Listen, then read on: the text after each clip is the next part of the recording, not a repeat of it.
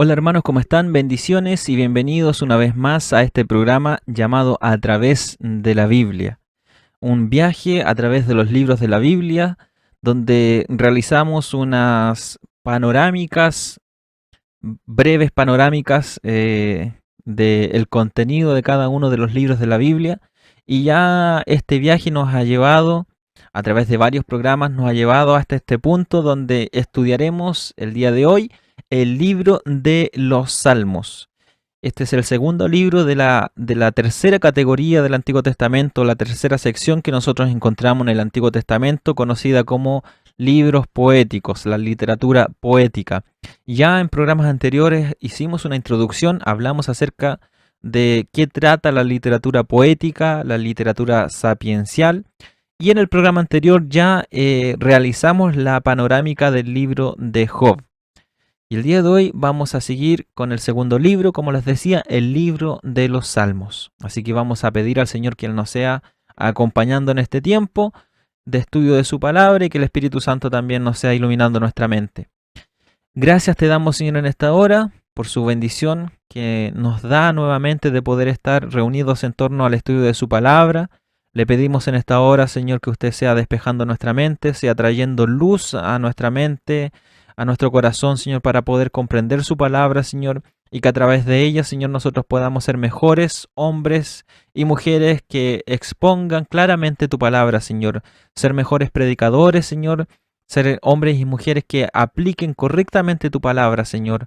Ayúdanos cada día, Señor, a ser constantes en el estudio de tu palabra, Señor, y que todo lo que hoy día podamos aprender, todo lo que hoy día podamos aprender, Señor, podamos asimilar toda esta información, todo este contenido que podamos, Señor, aprender, sea de bendición y de provecho para nuestra vida, Señor, para nuestro estudio, Señor, personal de tu palabra, Señor.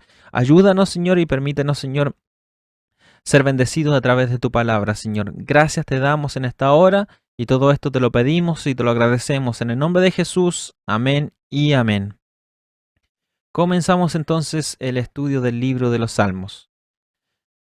Para hablar del libro de los Salmos tenemos que tomar en cuenta algunos datos que nos van a ayudar bastante a poder comprender un poco de qué trata el libro de los Salmos o de algunas características que posee este libro. El libro de los Salmos es el libro más extenso que nosotros encontramos en la Biblia. Y el libro de los Salmos está compuesto por varios libros. El libro de los Salmos está compuesto por 5 libros. O si quisiéramos decirlo, está dividido en 5 partes, está dividido en 5 libros.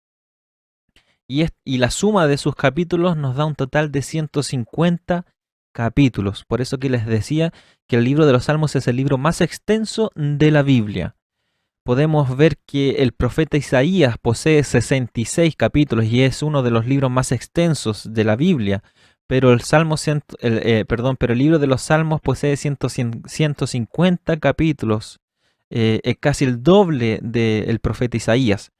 Por eso que es que decimos que es el libro más extenso. Al ser un libro que está compuesto por 5 libros, también nos damos cuenta que estos libros no fueron escritos por un solo autor. Cuando hablamos de la autoría del libro de los Salmos, hablamos de varios autores, no de un autor único, sino que de varios autores. También otro dato es que cada uno de estos, de los 150 capítulos, nosotros debemos entender que cada capítulo es una historia, o más que una historia, es un salmo, como hemos mencionado, una alabanza, un himno, una plegaria, una oración, independiente uno del otro. ¿A qué me refiero con esto? Que cada capítulo es un capítulo independiente uno del otro. El salmo número 1, el salmo capítulo 1, no nos cuenta una historia que se desarrolla en el capítulo 2, en el 3, en el 4, ni hasta llegar al 150. No nos cuenta una historia única como los demás libros, por ejemplo. Que cada capítulo nos va hablando acerca de una historia y cada capítulo avanza en la historia, avanza o nos entrega más información acerca del tema principal o del tema único que posee el libro. En cuanto al libro de los Salmos, no es así. Cada capítulo es un salmo, es una oración, es un himno individual, independiente, uno del otro. Por lo tanto, aquí no vamos a encontrar, como les decía, un único autor, sino que varios autores. No vamos a encontrar un solo tema, sino que varios temas, varios propósitos. ¿Por qué? Porque cada uno de estos salmos, al ser escritos por autores distintos, también presentan temáticas distintas. Y si bien varios salmos fueron escritos por un solo autor, como por ejemplo el rey David, aún así todos estos salmos presentan una temática distinta. Si bien hay similitud uno entre otro, o puede haber una sincronía en cuanto a algunas temáticas, pero cada uno es independiente. Cada uno de estos salmos, de estos himnos, son independientes. Entonces, teniendo en cuenta estos datos o estas características, nosotros vamos a entender y vamos a poder interpretar de mejor forma estos salmos. En cuanto al autor, como ya hemos mencionado, no podemos hablar de un autor único, sino que tenemos que hablar de varios autores. Y por ejemplo, el autor que nosotros más conocemos o uno de los autores que más conocemos en el libro de los Salmos es al rey David. Por ejemplo, tenemos 73, en 73 ocasiones, 73 salmos se nos habla ahí en su introducción que fue escrito por el rey David. Pero no podemos decir que todos los 150 capítulos del libro de los Salmos fueron escritos por él, sino que hay muchos otros autores más, como por ejemplo el Salmo 90 que fue escrito por Moisés. El Salmo 90 fue escrito por Moisés. Y si tomamos en cuenta este dato, tenemos que en la historia tenemos que remontarnos hacia el año 1400 antes de Cristo aproximadamente, en los tiempos de Moisés. Entonces podríamos decir, tomando en cuenta este dato, que el salmo más antiguo, de hecho, el salmo más antiguo, considerando que Moisés fue su autor, es el Salmo 90. También tenemos el Salmo 72 y 127 que son atribuidos al rey Salomón, al hijo del rey David. También tenemos otros 12 grupos o 12 salmos más que fueron escritos por Asaf o por la familia de Asaf, que también es muy recurrente. Se menciona en muchos salmos, como por ejemplo en el Salmo 50, del 73 al 83, se habla de Asaf o la familia de Asaf. También tenemos los hijos de Coré. También tenemos varios salmos, 11 aproximadamente, salmos que fueron escritos por ellos, como por ejemplo el Salmo 42, el Salmo 44 al 49, el Salmo 84 y 85 y 87 y 88. Los hijos de Coré. Entonces ya tenemos varios autores más o menos identificados, gracias a que en la introducción de los mismos capítulos podemos ver quién fue el autor. Se habla del rey David, de los hijos de Asaf, los hijos de Coré. El Salmo 88 es atribuido a Hermán, mientras que el 89 es atribuido a Etán. Con la excepción de Salomón y Moisés, todos estos autores adicionales fueron sacerdotes o levitas quienes eran responsables de proveer música para la adoración del santuario durante el reinado del rey David. Vemos que David, cuando él desarrolla o instaura todo este sistema de adoración en el templo, antes que se construyera, obviamente, porque David tuvo la idea, tuvo el anhelo de poder construir el templo para el Señor, pero Dios le dijo a través del profeta Natán que él no iba a construir, sino que su hijo Salomón era el que iba a construir. Lo que hizo David fue preparar todos los materiales de construcción, todo, tener los planos, todo listo para que cuando su hijo fuese rey, él lo pudiese construir. Y también él dejó establecido todo lo que era el sistema de adoración en el templo. Y vemos que en cuanto a la música, la adoración, David fue un hombre prodigio, podríamos decirlo así, ya que él fue el autor de la mayoría de los salmos, de una gran cantidad de los salmos. Vemos que esta característica del rey David, ¿cierto? La desarrolló muy bien y la supo administrar en lo que fue el servicio o el ministerio en el templo. Entonces, la mayoría de estos cánticos que nosotros vemos en el libro de los salmos eran salmos o himnos que se cantaban en los tiempos del templo o en los tiempos cuando David instauró todo este sistema de adoración, como posteriormente cuando ya se estableció el templo, ya se construyó el templo y se estableció todo el sistema de sacrificios, de adoración en el templo. Y también tenemos otros tantos, unos 50 salmos que no tenemos idea de quién pudo haber sido su autor. O sea que tenemos también salmos anónimos. Entonces, ya teniendo en cuenta todo esto, vemos que estos 5 libros que componen el libro de los salmos fueron escritos por varios autores identificados, como ya hemos mencionado, como así también autores que no tenemos identificados claramente. En cuanto a la fecha, ya hemos dicho que si Moisés escribió el Salmo 90, y que es lo más probable que sí haya sido él, nos remontamos a una fecha del 1400 a.C. aproximadamente. Entonces tendríamos más o menos una fecha para, para ubicar, ¿cierto? Cronológicamente el primer salmo, ¿ya? Uno de los primeros salmos escritos. Recordemos que esto es una compilación de salmos. Así como la Biblia fue compilada, ¿cierto? Toda esta cantidad, estos 66 libros fueron compilados en el Antiguo y Nuevo Testamento. También aquí tenemos en estos 5 libros compilación de salmos. Y el más antiguo, lo más probable es que sea el Salmo 90 escrito por Moisés. Y si fue escrito por él, tenemos que remontarnos a los años 1400 a.C. aproximadamente. Este salmo es una oración de Moisés que nos reflexiona acerca de la fragilidad del hombre y de la eternidad de Dios, comparado con la eternidad de Dios. Ese es el salmo que escribe Moisés. El último salmo es probablemente el 137, que es una canción de lamento claramente escrito durante los días cuando los hebreos habían sido llevados cautivos por los babilonios. Desde el 586, que recuerdan que en el 586 a.C. fue la destrucción del templo, el sitio de Jerusalén, la destrucción del templo y el exilio hacia Babilonia.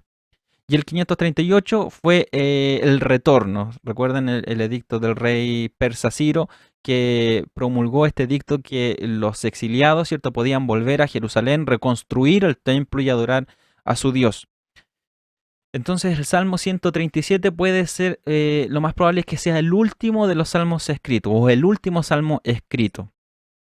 Está claro que los 150 salmos individuales fueron escritos por muchas diferentes personas a través de un periodo de 1000 años, considerando esto, 1400 antes de Cristo, cuando Moisés escribe el Salmo 90 y el Salmo 137, que fue escrito poco después de el regreso o el retorno de los exiliados de Babilonia a Jerusalén. Entonces tenemos un aproximado de 1000 años, ¿ya? Desde que se escribió el primer salmo hasta que se escribió el último salmo. Desde el primer salmo, que sería el Salmo 90, al último salmo, que sería el 137. Obviamente, dentro de esta compilación de salmos, ¿cierto?, no tenemos un orden cronológico. Por eso que el Salmo de Moisés, si quisiéramos ordenarlo cronológicamente, debiese estar como el capítulo 1.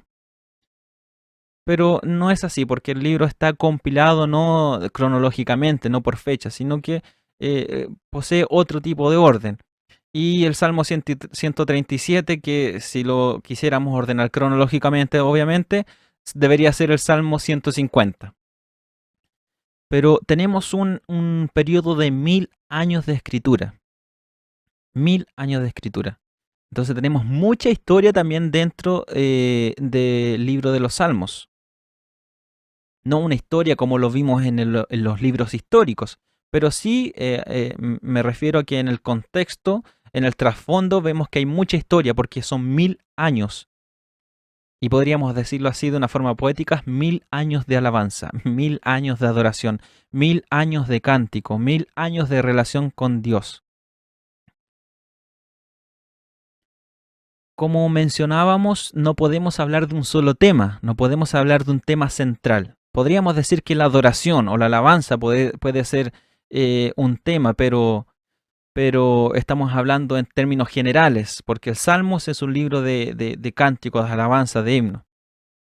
Pero podríamos mencionar tres temáticas recurrentes en el libro de los Salmos. Como en primer lugar podríamos ver un retrato de Dios en los libros de los Salmos. Los Salmos describen a Dios como pastor, como el guerrero quien nos salva de nuestros opresores.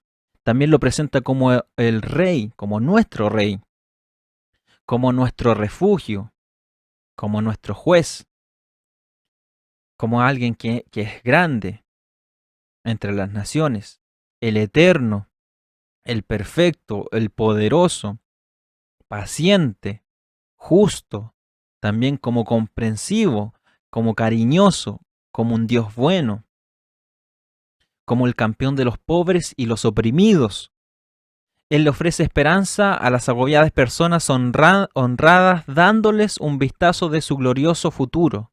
Así vemos a Dios en los Salmos. En este estudio, en esta panorámica que estamos realizando, no vamos a profundizar en todos los salmos, no vamos a hacer eso. Pero sí vamos a hablar acerca de lo que nos presentan, rasgos bien más generales, pero que sí nos van a dar a entender de qué tratan, a qué apuntan estos salmos. Y una de las características importantes es que dentro de sus temáticas nos habla acerca de Dios, nos presentan a Dios. Y nos presentan a Dios de diferentes formas que nosotros nos ayudan a poder relacionarnos con Él. Y eso es importante, porque aquí vemos a Dios como un Dios justo, y eso nos permite relacionarnos con Él, y nos permite identificarnos con Él, porque también nosotros somos seres que pretendemos ser justos o administrar justicia, pero cuando nos habla la palabra de Dios de la justicia de Dios, nos damos cuenta que su justicia no es la misma nuestra. Pero aún así podemos identificarnos porque Dios es un Dios justo y nosotros también queremos ser justos.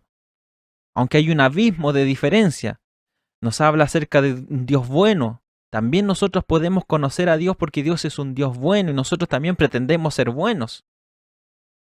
Ahora la norma, la pauta, la norma a seguir es Dios.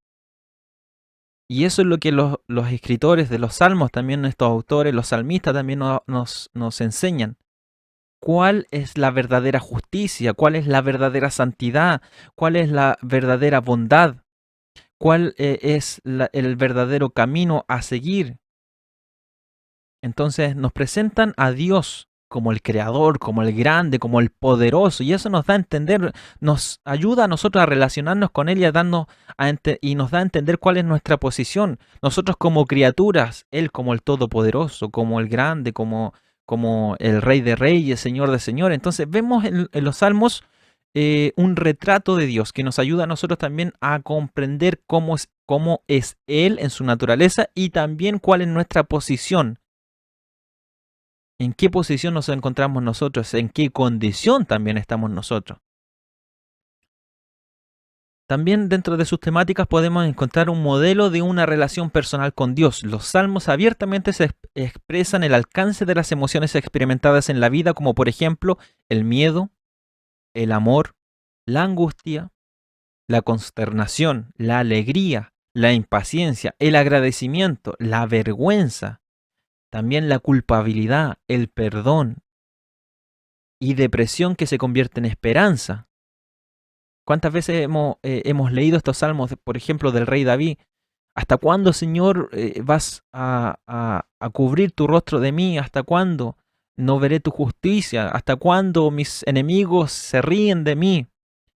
Pero yo confío, y termina diciendo el rey David, yo estoy parafraseando, no estoy citando un salmo específico, pero parafraseando lo que siempre vemos plasmado en los salmos del rey David. Después de presentar su queja, podríamos decirlo así, el rey David declara, pero mi alma confía en ti, pero aún así confío en tu justicia, que tú vas a castigar al impío, que tú vas a retribuir la maldad del impío castigándolo. Y vas a levantar al oprimido, me vas a levantar, me vas a dar victoria. Entonces vemos siempre esas características. La depresión que se convierte en esperanza. Esta sinceridad nos inspira a la comunicación auténtica con nuestro Dios cariñoso, compasivo y comprensivo. Entonces vemos que ante el retrato que se nos da de Dios, nuestras emociones florecen. Y ante diversas situaciones también nuestras emociones florecen, como la angustia, el temor, el miedo, la alegría, la tranquilidad, la impaciencia. Florecen muchas emociones o sentimientos dentro de nuestra vida, pero que al ver a Dios, como mencionábamos anteriormente, al ver un retrato de Dios como el creador, como el justo, como el soberano, como el que imparte justicia, vemos que nuestras emociones también son correspondidas en cuanto a la naturaleza de Dios, que no encontramos, encontramos, más bien dicho, encontramos consuelo, encontramos respuestas a nuestras emociones en el retrato que nosotros tenemos de Dios. El hombre por sí va a expresar sus emociones, el hombre por sí va a tener sentimientos, el hombre por sí va a expresar sus sentimientos, sus emociones a través de diversas situaciones que el hombre pueda vivir. Pero si el hombre no tiene un conocimiento, un retrato de Dios acerca de quién es Él, si no conoce al Señor, esas emociones lo van a embargar, esas emociones lo van a controlar. Y su voluntad va a estar sometida a sus emociones. Pero cuando hay un conocimiento de Dios que vemos aquí a través de los salmos, cuando el hombre conoce a Dios, a pesar de todas sus emociones que son diversas y que muchas veces lo confunden, aún así su voluntad está sometida no a sus emociones, sino que su voluntad está sometida a quien es Dios, a la soberanía de Dios, a la justicia de Dios, a la bondad de Dios, al amor de Dios. Entonces vemos que dentro de las temáticas del libro de los Salmos nos habla de quién es Dios. También nos habla de las emociones del hombre, pero también que esas emociones tienen una respuesta, un descanso también en quién es Dios. Y también vemos algo muy recurrente que también es el contraste entre las costumbres de los rectos, de los hombres justos, con aquellos que son malvados, los impíos. El Salmo 1 establece este escenario. Dios bendice y cuida a los rectos, pero el camino de los malvados perecerá. Los malvados son aquellos quienes egoístamente usan y abusan de otros sin pensar acerca de Dios. Los rectos, por otra parte, caminan delante de Dios con integridad de corazón, ayudando a sus vecinos y a aquellos en necesidad. Y esto es muy recurrente en los libros de los Salmos, que habla de esta dualidad ya entre el impío, ¿cierto? Y el recto, el justo y los malvados. Y muchos de los salmos son estas oraciones elevadas a Dios, eh, dando a entender este escenario en donde el justo clama por liberación de quienes los están oprimiendo. Hay justos que están siendo oprimidos y hay malvados que están haciendo lo malo, oprimiendo a los justos, aprovechándose de ellos, haciendo maldad. Entonces hay un contraste claro en los libros de los salmos. Hay muchos salmos que nos hablan de este contraste entre los justos y los rectos. Y ahí nuevamente vemos esas dos características que vimos anteriormente, esas dos temáticas. ¿Quién es Dios? ¿Cierto? Y las emociones del hombre. Ante esta injusticia que muchas veces vemos reflejada en estos salmos donde los autores, por ejemplo, el rey David nos habla acerca de los impíos y de los justos, cómo el justo sufre a causa de los impíos, vemos este florecimiento de emociones, de impaciencia, de tristeza, de soledad, de temor, de angustia. Pero ante el conocimiento de Dios, hay una esperanza, como mencionábamos anteriormente. Entonces estas tres temáticas son muy recurrentes y por eso que para hablar de un tema, para hablar de un tema que presenta el libro de los Salmos, hablamos de estas tres temáticas. Pueden haber muchas otras más, pero estas tres temáticas resumen muy bien lo que nos presentan los 150 salmos que nosotros encontramos. Tenemos versículos claves, como por ejemplo el Salmo 19, versículo 1, que nos dice: los cielos cuentan la gloria de Dios y el firmamento anuncia la obra de sus manos. Aquí nos presenta a Dios como el creador. Y aquí nos habla un poco de la revelación general, que lo creado, toda la naturaleza, todo lo que vemos nos habla acerca de un Dios. Es como Romanos capítulo 1, versículo 20, que nos habla acerca de la creación y que esto es argumento, que no es una excusa para el hombre decir que no existe Dios, sino que claramente los cielos, la tierra y todo lo que hay en ellos es evidencia de que hay un Dios creador. Entonces este salmo es un salmo de adoración, un salmo de alabanza que nos presenta la gloria de Dios. El Salmo 22, versículo 16 y 18 nos dice: porque perros me han rodeado, me han cercado cuadrilla de malignos, horadaron mis manos y mis pies. Contar puedo todos mis huesos, entre tanto ellos me miran y me observan. Repartieron entre sí mis vestidos y sobre mi ropa echaron suertes. Entonces aquí encontramos salmos donde vemos la angustia, salmos de lamento, donde se presenta esta situación al Señor. Mira, Señor, mi situación. Lo que mis enemigos, lo que veíamos anteriormente, lo que los injustos están haciendo conmigo, o con lo que los injustos están haciendo con aquellos que son justos, con aquellos que son rectos. Entonces, este salmo de lamento implora al Señor justicia, misericordia, liberación. El Salmo 23.1, que es uno de los salmos más conocidos: Jehová es mi pastor y nada me faltará. Este es un himno, una alabanza eh, de adoración o de alabanza hacia el Señor, dando a entender que Dios, que el Señor es todo para nosotros y que estando en Él nada nos va a faltar. Entonces es un salmo que nos inspira a confiar en la suficiencia de Dios, en que nosotros no somos independientes, sino que dependemos completamente del Señor, como Jehová, el pastor que nos lleva hacia lugares de descanso, que conforta nuestra alma, que nos da todo lo necesario para que nosotros podamos vivir. Así el salmista nos presenta al Señor como un pastor, como un fiel pastor que nos entrega todo lo que necesitamos y por lo tanto nada a nosotros nos faltará. El Salmo 29, versículo 1 y 2 dice: tributad a Jehová, oh hijos de los poderosos, dad a Jehová la gloria y el poder, dad a Jehová la gloria debida a su nombre, adorad a Jehová en la hermosura de su santidad. Este es un salmo de acción de gracias. Entonces, que invita a glorificar a Dios, a exaltar a Dios y a dar gracias por todo lo que Dios ha hecho. Salmo 51:10, crea en mí, oh Dios, un corazón limpio y renueva un espíritu recto dentro de mí. Y esto es una oración elevada al Señor, una oración constante, es una oración que nos presenta una acción constante. No es una oración circunstancial, sino que es una oración que debiese ser una constante en nuestra vida. Cada día debemos de pedir al Señor que cree en nosotros, que renueve nuestro corazón, que restaure nuestra vida, nuestro corazón, que podamos limpiarnos, vaciarnos de nuestra humanidad, de nuestra pecaminosidad y que podamos renovarnos, limpiarnos cada día y que ponga el Señor en nosotros un espíritu recto, justo.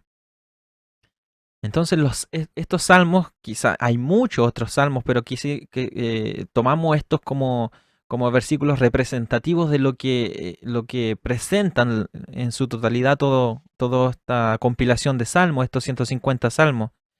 Y cada uno nos enseña una gran realidad, pero aquí tenemos algunos que son más conocidos y que obviamente nos enseñan bastante, son de una profundidad importante. Salmo 119, el capítulo 119 es el capítulo más largo. El capítulo más largo del libro de los Salmos, 119.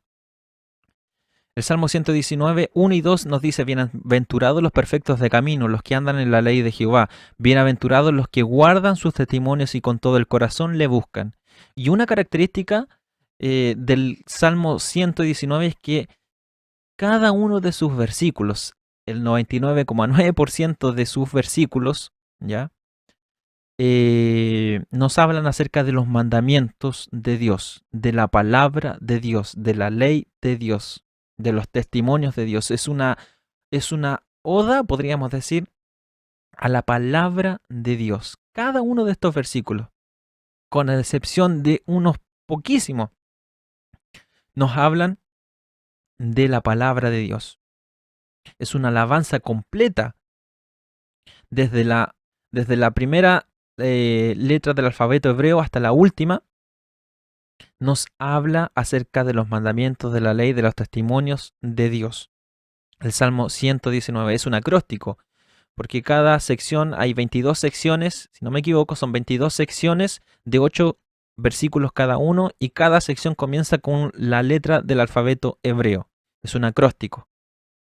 Y este acróstico, este Salmo, el 119, nos habla, es una alabanza, es una oda a la palabra de Dios, a los mandamientos de Dios. En cuanto al bosquejo, podemos dividir el libro de una forma muy fácil, porque el mismo libro de los Salmos nos presenta esta división. Como les decía al principio, el libro de los Salmos está compuesto por 5 libros. Y el primer libro consta desde el capítulo 1 al capítulo 41. Ese es el primer libro, del capítulo 1 al capítulo 41. El libro 2 ya está compuesto desde el capítulo 42 al 72. El tercer libro está compuesto por los capítulos del capítulo 73 al 89. Del 73 al 89. El libro 4 o el cuarto libro está compuesto por los capítulos del 90 al 106. Del 90 al 106. Y el quinto libro está compuesto por los capítulos del 107 al 150. Entonces, estos son los 5 libros que componen el libro de los Salmos. Son 5, podríamos decir, los 5 carpetas de alabanzas, de himnos que están compiladas y conforman el libro o este gran himnario que conocemos como el libro de los Salmos. Por ejemplo, si quisiéramos hablar un poco como en un orden acerca de los autores de estos libros, ya podríamos decir que el libro número 1 en su mayoría fueron salmos escritos por David. El libro número 2 son salmos escritos por David y por los hijos de Coré. El libro número 3 son salmos mayoritariamente de Asaf o su familia. El libro número 4 son salmos compuestos mayoritariamente por autores anónimos. El libro número 4. Y el libro número 5 son salmos mayoritariamente escritos por David y también otros salmos escritos por autores anónimos.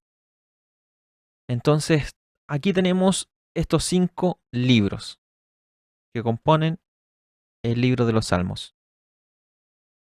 Tenemos muchos salmos, ¿ya? Tenemos salmos que nosotros podemos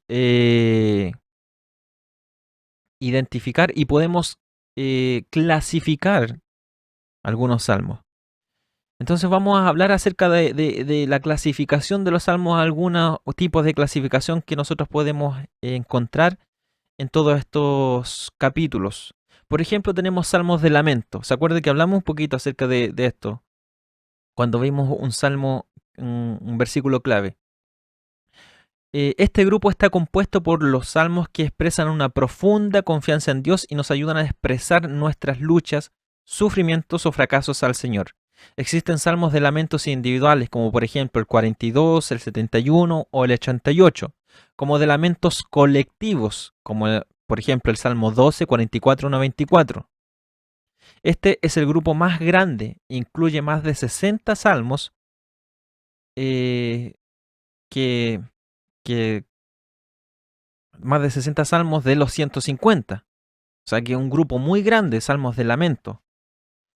Entonces vemos que hablamos de salmos de lamento individuales, que habla del autor, habla de su condición o de su situación personal, como también hay salmos colectivos, o sea que involucran también al pueblo. Y eso es una característica importante de la adoración, de la alabanza, de estos himnos, que también involucraban al pueblo en la adoración. No tan solamente era el autor, no tan solamente era el rey David, sino que también estaban los levitas, los sacerdotes y el pueblo que también se unía a la adoración a Dios.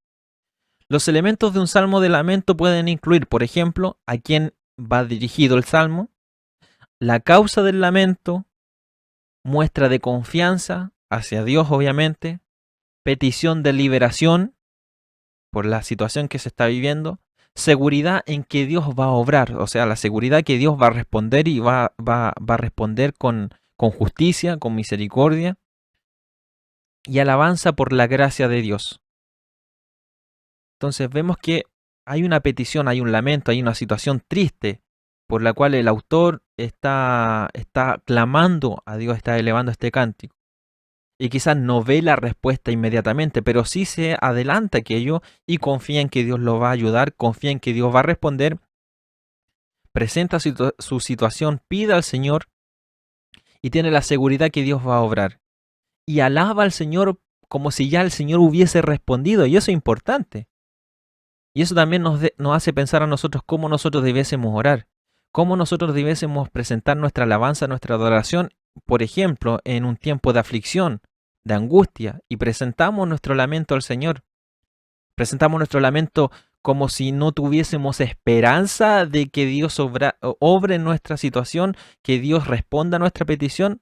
O oramos con la confianza y con la satisfacción de que Dios sí es un Dios que escucha y que confiamos plenamente en que Dios nos va a librar, que Dios va a suplir nuestra necesidad, que Dios va a responder a nuestra necesidad.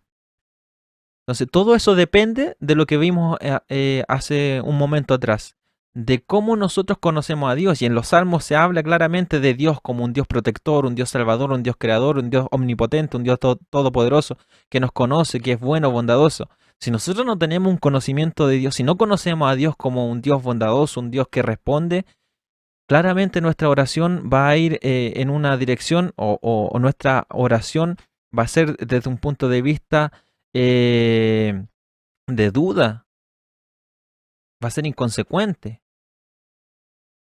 No vamos a tener esa confianza o esa tranquilidad de que Dios va a responder y menos vamos a tener una actitud de alabar a Dios aún en la situación adversa, aún cuando Dios nos ha respondido, de adorar y dar gracias a Dios. Entonces, nos hace pensar también, ¿cierto? También tenemos salmos de acción de gracias. Estos salmos tienen la función opuesta a lo del grupo anterior, a los salmos de lamento. Declaran gozo y gratitud por lo que Dios ha hecho, está haciendo y hará por su pueblo. Algunos de estos salmos son el Salmo 65, 67, 75, 107, 116, 118 y 138, como por ejemplo. Los elementos que podemos encontrar en este tipo de salmos son una introducción que nos presentan la situación que el autor que quiere describir, la causa por la cual la intervención divina es necesaria, una petición por liberación, que esto es como bien recurrente, ¿cierto? El autor vuelve a pedir por la liberación y un testimonio personal. El autor alaba a Dios por su misericordia. Entonces vemos que en toda esta estructura que ya hemos visto en estas dos clasificaciones de salmo, de lamento y de acción de gracia, hay un punto, o podemos ver una parte final en donde se alaba a Dios. En ninguno de estos salmos, o en ninguno de los salmos que nosotros vamos a encontrar, no hay ninguno que deje de alabar a Dios, que deje de esta parte tan importante de poder glorificar a Dios y agradecer a Dios por lo que Él hace. O agradecer a Dios por lo que quizás no está haciendo en el momento, pero que sí en un futuro lo va a hacer. Entonces, a pesar de que hay salmos de lamento, aún así también dentro del lamento hay acción de gracias, como lo vemos acá en este salmo de acción de gracias. También tenemos salmos de celebración y afirmación. Estos salmos se enfocan en aspectos de las promesas de Dios a su pueblo, como la renovación del pacto y el reinado. Son conocidos también como salmos reales. Incluyen salmos como el Salmo número 2, capítulo 18, capítulo 20, 21, 45, 72 y 101. Entonces vemos salmos de celebración, de afirmación, de confirmación del pacto que Dios había hecho con su pueblo. Tenemos también himnos de alabanza. Se enfocan en Dios, en sus obras hechas a favor de su pueblo. Incluyen los salmos 8, 33, 66, 104 y muchos otros más. Sus elementos fundamentales son una introducción donde se presenta la situación, ¿cierto? Un motivo de alabanza y una recapitulación, o sea, nuevamente se presenta la situación y nuevamente se alaba, hay acción de gracia. Son himnos de alabanza a Dios por sus proezas, por lo que Él ha hecho dentro de la historia, lo que el pueblo ha vivido en relación a los tratos de Dios, cómo Dios los ha bendecido. Entonces hay una alabanza porque Dios es bueno, porque Dios es justo, lo que mencionábamos dentro de las temáticas. Entonces, siempre hay una alabanza, siempre hay una acción de gracia, siempre hay un motivo por qué alabar a Dios. Siempre va a haber un motivo, independiente de la situación, sea la situación buena, adversa, en tribulación o en angustia, aún así hay siempre motivo para adorar a Dios. Siempre hay un motivo para bendecir a Dios. Por eso que el salmista, el rey David dice, bendice alma mía a Jehová y no te olvides nunca de sus beneficios. O sea, se anima el rey David a alabar a Dios, a bendecir a Dios, porque siempre va a haber un motivo por qué adorar. Y eso nos hace pensar a nosotros. ¿Tenemos nosotros motivo? A veces adoramos, estamos felices en la congregación, adoramos a Dios, elevamos nuestras manos, cantamos y adoramos a Dios cuando las cosas están bien, cuando hay motivos. Motivos, podríamos decir, motivos más evidentes, más palpables para adorar a Dios. Pero cuando no hay motivos, cuando a nuestro parecer no hay motivos, cuando no hay bendición, cuando no hay prosperidad, cuando no hay bendición económica, cuando no hay bendición monetaria, no hay bendición física, no sé, cuando no hay prosperidad, ¿hay motivos para adorar a Dios? Y ahí es cuando uno conoce o se da cuenta de diferentes tipos de cristianos. El cristiano que reclama las bendiciones y el cristiano que reconoce que en la pobreza o en riqueza o en cualquier situación debe adorar a Dios, porque siempre va a haber un motivo. Y la adoración, la alabanza no se trata de cómo esté yo, se trata de que Dios se merece nuestra adoración.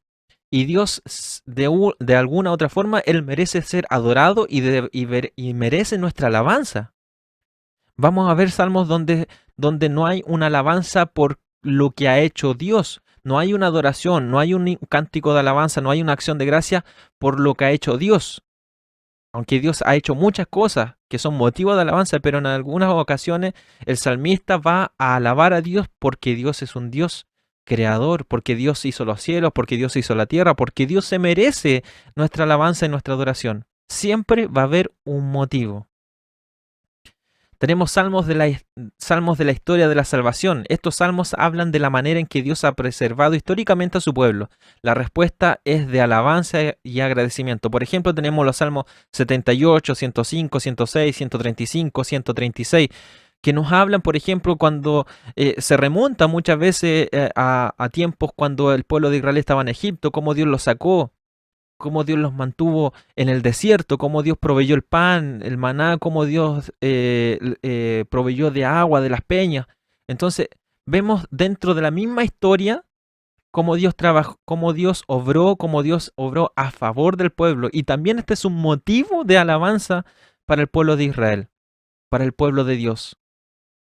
Entonces, muchas veces, si no tenemos un motivo para adorar a Dios, y muchas veces nuestro ánimo no está muy bien y no encontramos un motivo por cual adorar a Dius, por qué exaltar a Dios, Vamos a la historia, vamos a la palabra del Señor, veamos cómo Dios ha trabajado a través de la historia, y no tan solamente con el pueblo de Israel, sino que también aplicarlo a nuestra vida, de que Dios nos ha salvado, lo mismo que hizo el Señor Jesucristo, que cambió la historia del mundo, de la humanidad, y cambió nuestra propia historia. Adorar a Dios por lo que Dios hizo un día en nuestra vida, adorar a Dios porque Dios nos salvó. Y si usted tiene, no sé, como muchos estamos acostumbrados o muchos hermanos acostumbran a recordar el día, hasta la hora, el momento, el lugar donde escucharon el mensaje y el Espíritu Santo trajo arrepentimiento a sus vidas, de recordar aquello que Dios hizo en nuestra vida,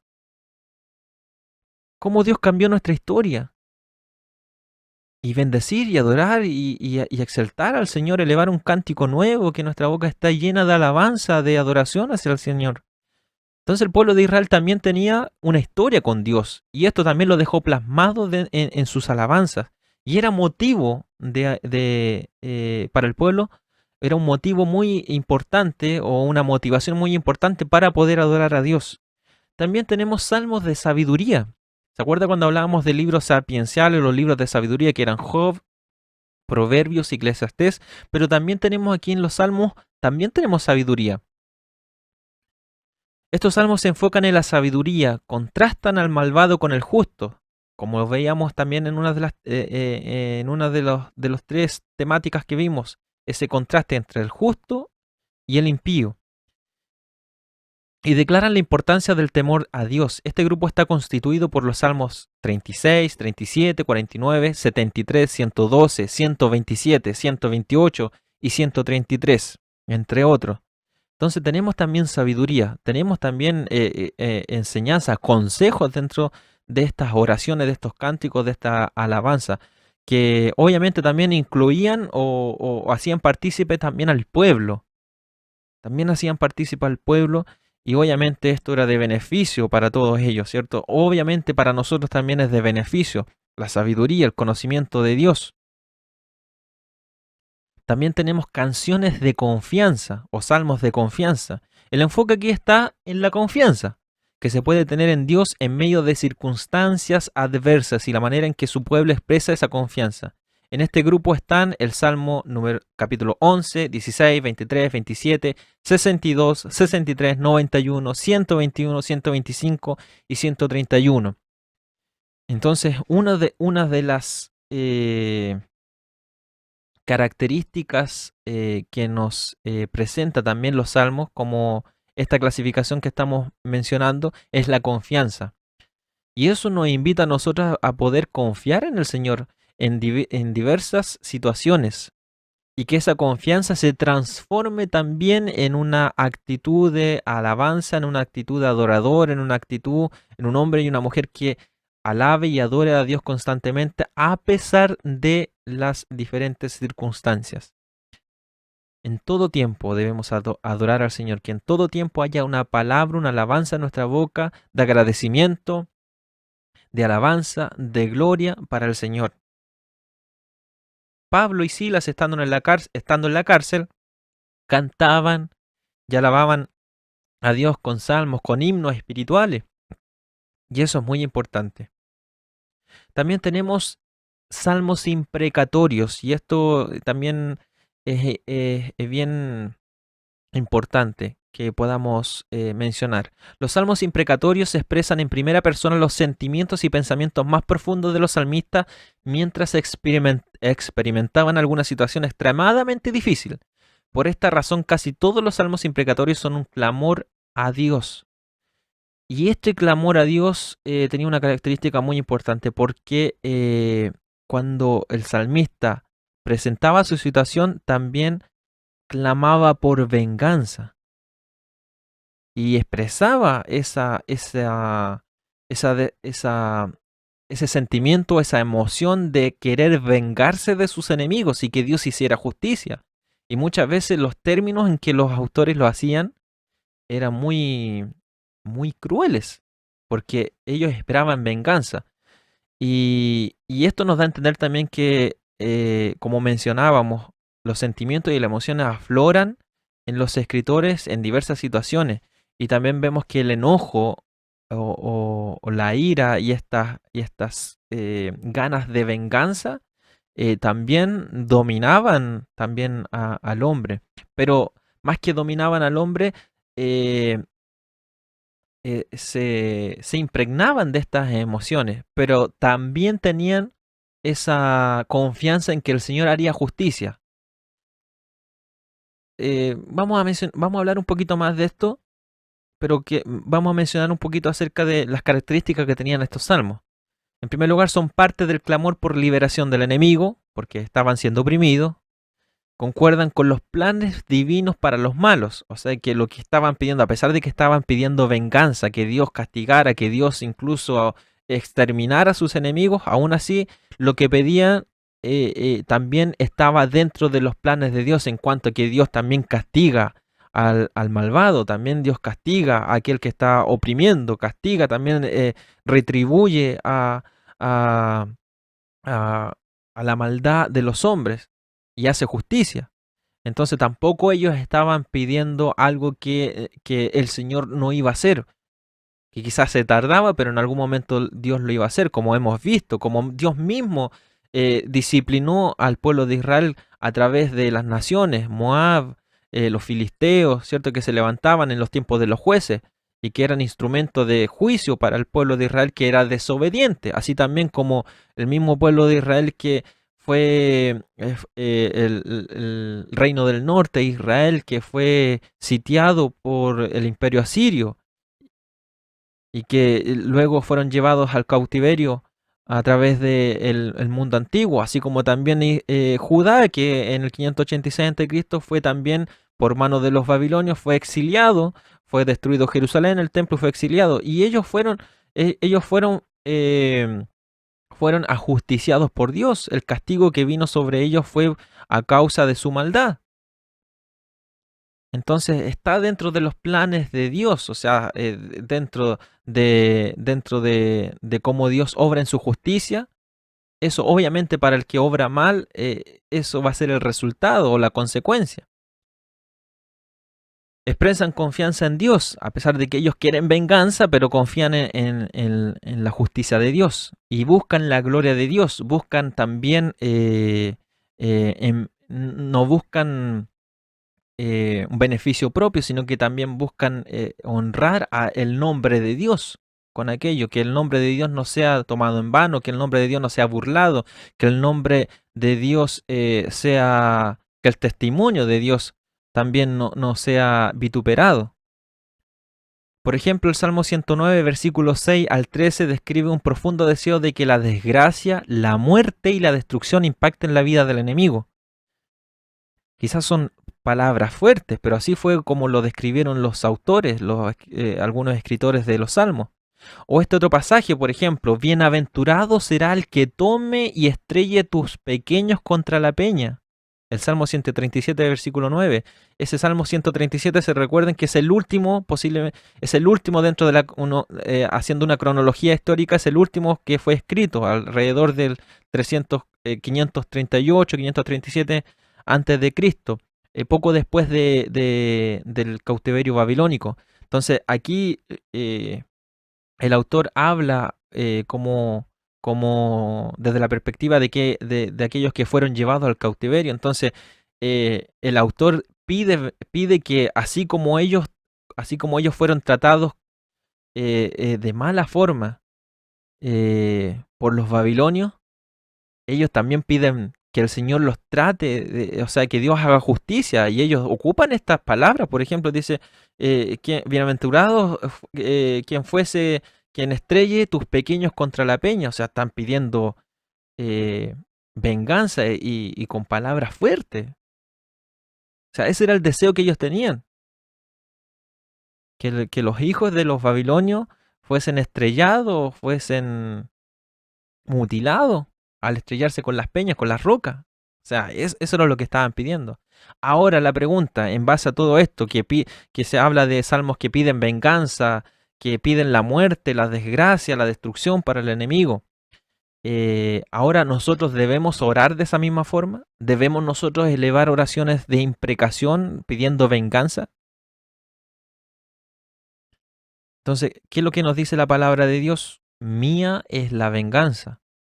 Tenemos que tener en cuenta que estos fueron escritos hace mucho tiempo, hace más de miles de años atrás, en una cultura distinta, donde la ley era la ley, por ejemplo, la ley del talión, ojo por ojo, diente por diente, donde la ley o la revelación de Dios era progresiva, y en los tiempos de la ley era así era, se pagaba, la justicia era así.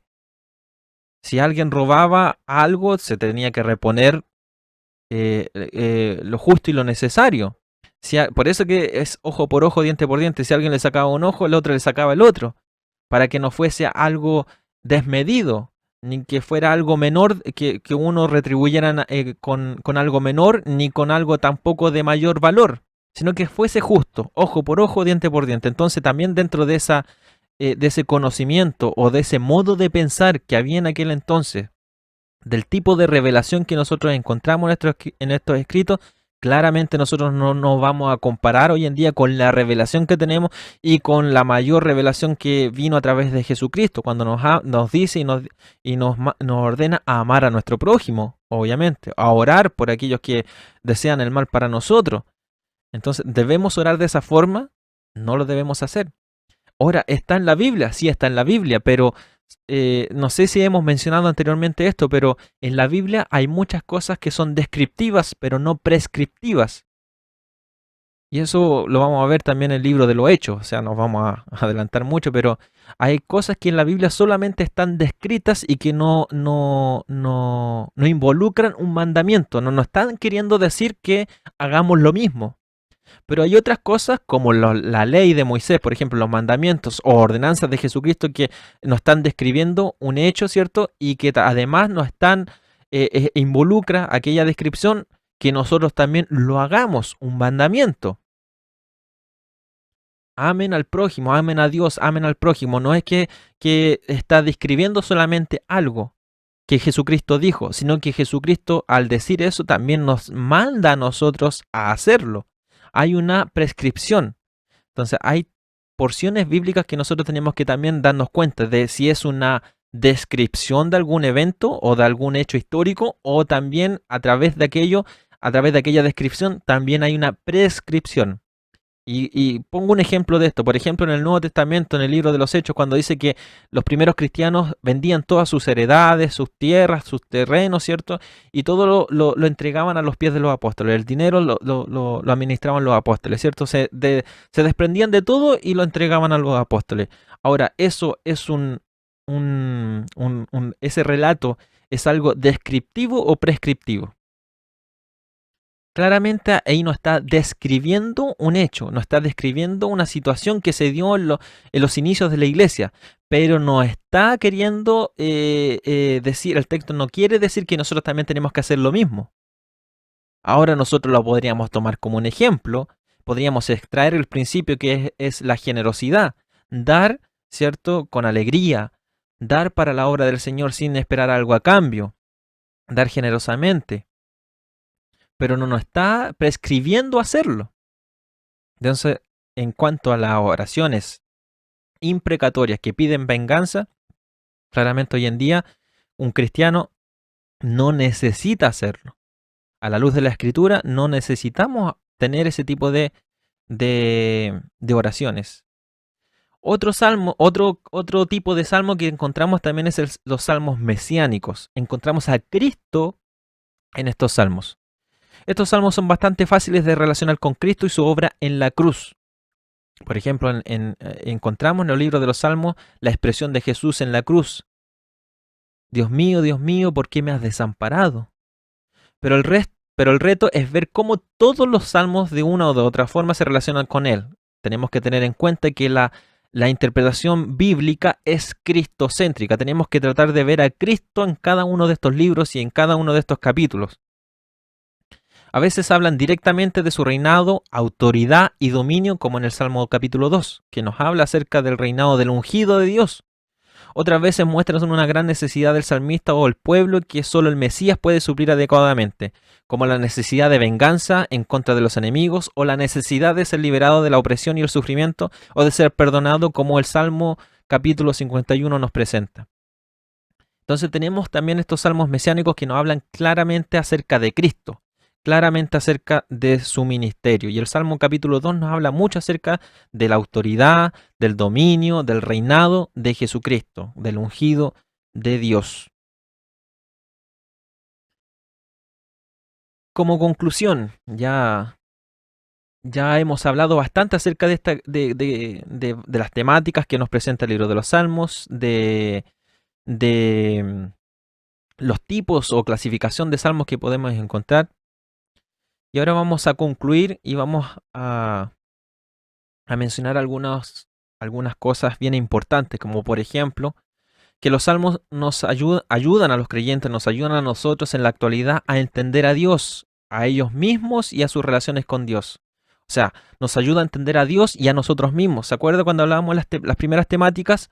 Los libros de los salmos nos presentan a Dios, nos presentan un retrato de Dios, pero también nos presentan a nosotros, con nuestras emociones, con todos nuestros sentimientos, con todo lo que podamos experimentar. Y eso también nos da a entender quiénes somos nosotros en relación a Dios y cómo Dios también se relaciona con nosotros.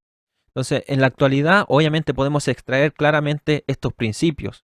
Podemos conocer a Dios en su naturaleza, en su obrar, y también al ser humano que independiente de la época, independiente del tiempo, de la cultura, el hombre se va a expresar de la misma forma. Va a sentir tristeza, dolor, angustia, felicidad, alegría, paciencia, impaciencia. Siempre las emociones son similares. Y de ahí nosotros tenemos que extraer alguna lección. Y los libros de los Salmos abunda esto en relación a Dios y en relación también al ser humano. Los salmos describen a Dios como el creador, que merece alabanza y es capaz de usar su poder creativo para rescatar a su pueblo de la aflicción presente. Y eso también es importante en el libro de los salmos, que presenta al Dios trascendente, al Dios omnipotente, al Dios creador, al Dios poderoso, magnífico, que este Dios trascendente está también a favor o obra a favor de su pueblo, obra a favor de aquellos que le honran, de aquellos que le adoran, de aquellos que le buscan, de aquellos que hacen su voluntad. Entonces eso es muy importante, que es un principio que obviamente podemos aplicar hoy en día a la actualidad y a nuestra vida. Los salmos describen a Dios también como el juez justo de todo el mundo, quien recompensa a los rectos y se opone a los malvados. Y la justicia de Dios, valga la redundancia, es justa, no es como nuestra justicia. Muchas veces nuestra justicia es injusta. Nuestra justicia no es como Dios obra o como Dios imparte su justicia. Y en eso debemos nosotros tener presente que debemos tratar de amoldarnos a la justicia de Dios, a los tiempos de Dios. ¿Por qué? Porque Dios es justo, sí, pero muchas veces la justicia de Dios no se amolda a nuestros tiempos, no se amolda a nuestra situación, no se amolda a nuestra necesidad. Y eso no quiere decir que Dios no sea justo, sino que Dios es justo, pero no se amolda a lo que nosotros queremos que se amolde, o queremos o nos amolda a lo que nosotros queremos que Dios haga en relación a su justicia. No sé si, no sé si me doy a entender, porque muchas veces quizás tiendo a enredar un poco las cosas, pero obviamente la justicia de Dios es perfecta. Y eso es lo que nosotros debemos, a través de los mismos salmos, debemos tratar de entender, que la justicia de Dios es perfecta en el momento perfecto, en el momento preciso, en el momento exacto. Dios va a hacer justicia. Dios va a obrar a favor de aquellos que, de aquellos que le sirven, de aquellos que están buscando constantemente su rostro, constantemente queriendo hacer su voluntad, meditando en su palabra, meditando en su ley, como lo dice el Salmo 119. Entonces nos dan a conocer que Dios es un Dios justo. Y en eso nosotros debemos descansar, en esa justicia los salmistas descansaban en esa justicia, el pueblo de Israel descansaba en que Dios era justo. Y aunque muchas veces tardara su justicia, aún así ellos confiaban plenamente en Dios. Las oraciones para que Dios maldiga a los enemigos, ¿se acuerdan cuando hablábamos de los salmos imprecatorios de venganza?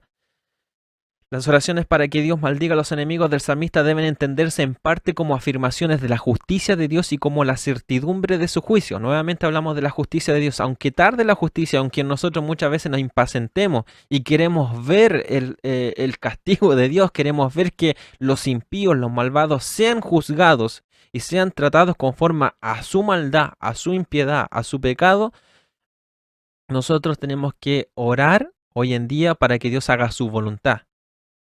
A pesar de que muchas veces nos cuesta y nos impacientamos, como dice el Salmo 37, muchas veces nos impacientamos por ver la prosperidad del enemigo, como el enemigo prospera, como el malvado prospera, como el malvado oprime a los demás y vive en paz, y vive tranquilo, y prospera y crece. Pero en algún momento Dios tiene que hacer justicia. Dios hará justicia porque Dios es justo y va a retribuir conforme a su maldad. Así va a ser su paga, su castigo, su retribución. Los salmos describen a Dios como el amigo fiel del oprimido. Dios siempre está ahí. Y de hecho, eso es cuando se presentan las oraciones, las plegarias de los oprimidos ante Dios, siempre está esa confianza de que Dios está ahí, que Dios conoce esa aflicción, Dios conoce esa necesidad. Y Dios está con ellos. El libro de los Salmos nos da a entender que Dios está con el afligido, con el oprimido. Y eso debe ser también un punto a favor nuestro que nos da esa certeza, esa seguridad, certidumbre que Dios está con nosotros en esos momentos.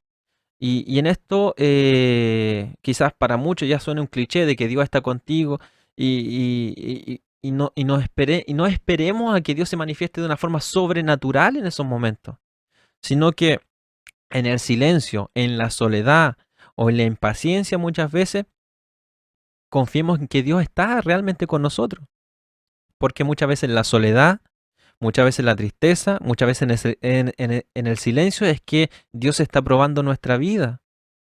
Job, él no sabía lo que había pasado ahí en el tercer cielo, todo lo que había pasado entre Dios y Satanás y por qué le estaban ocurriendo todas esas cosas. Pero aún así, a pesar de todo, él se mantuvo fiel al Señor. A pesar de que muchas veces quizás argumentó a su favor y habló cosas que no conocía, no sabía, o que había oído y que argumentaba en base a lo que había oído de parte de Dios, pero aún así se mantuvo fiel.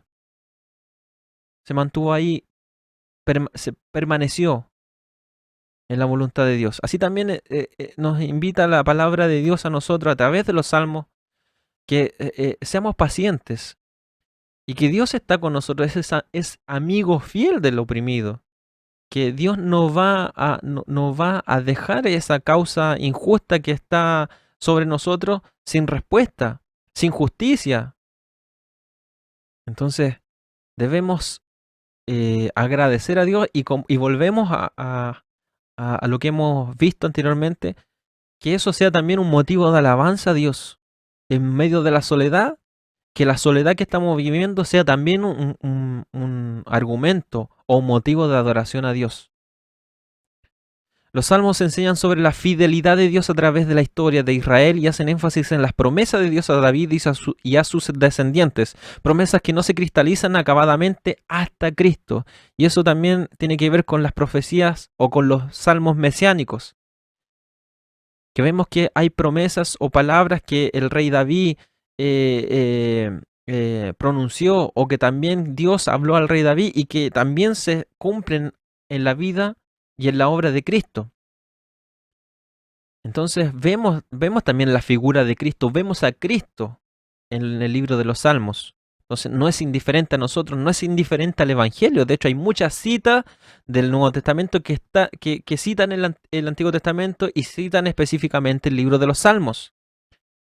Entonces, claramente vemos esa importancia de este libro, el libro de los Salmos, porque nos presentan también a Cristo. Vemos tipos de Cristo en algunos capítulos. Los salmos describen la gama completa de emociones humanas, y eso lo vimos, como qué, como el gozo, pero también la desesperación, la culpa, el consuelo, el amor y el odio, el agradecimiento, pero también la insatisfacción. Así que los salmos nos recuerdan que toda la vida está bajo el señorío de Dios. Toda nuestra vida y todas nuestras emociones tienen que estar sometidas a Dios.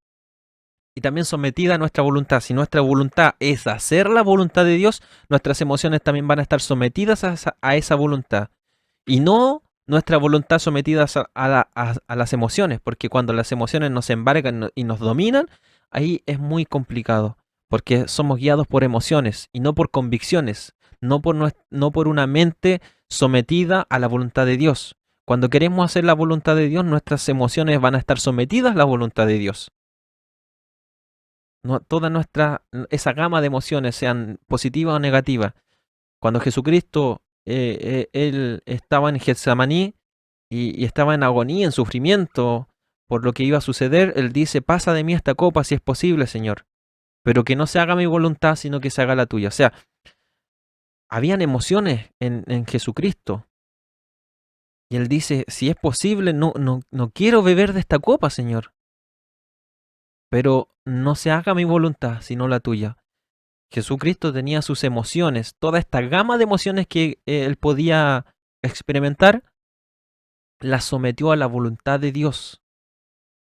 Y no dejó que sus emociones lo embargaran, que sus emociones lo dominaran.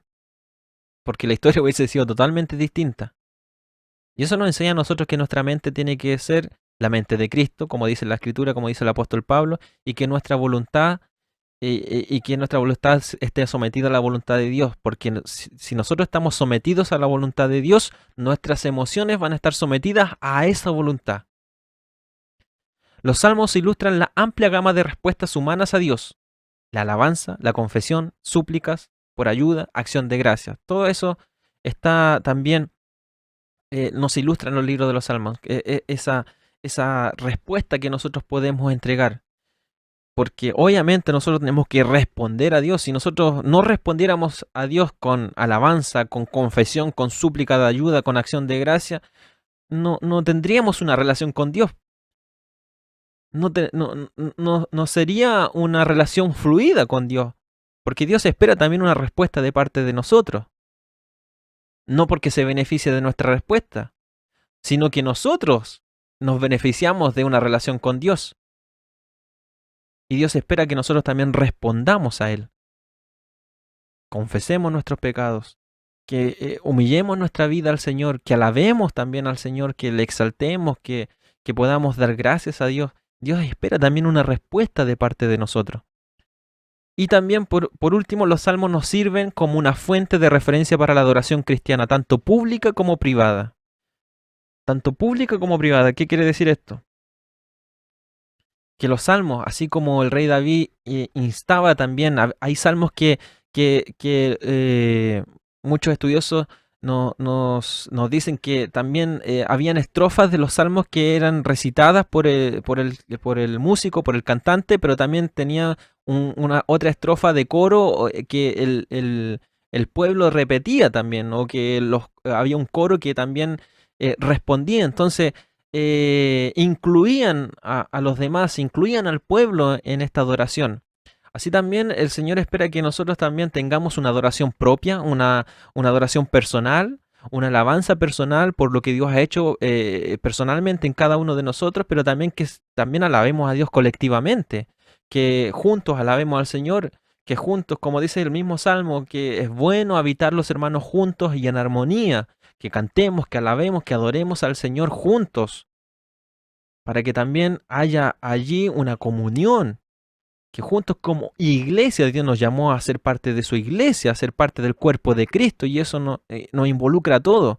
Si bien la salvación es personal, pero también hay un colectivo, y si el Señor nos llamó a este colectivo que es su iglesia, tenemos que también actuar, ¿cierto? Y andar y vivir colectivamente. Todo lo que conlleva la adoración, todo lo que conlleva el culto, todo lo que conlleva esas expresiones, también debemos hacerlo de forma colectiva. Entonces tenemos el libro de Salmos como una pauta tanto de adoración privada, personal, como también de una adoración colectiva.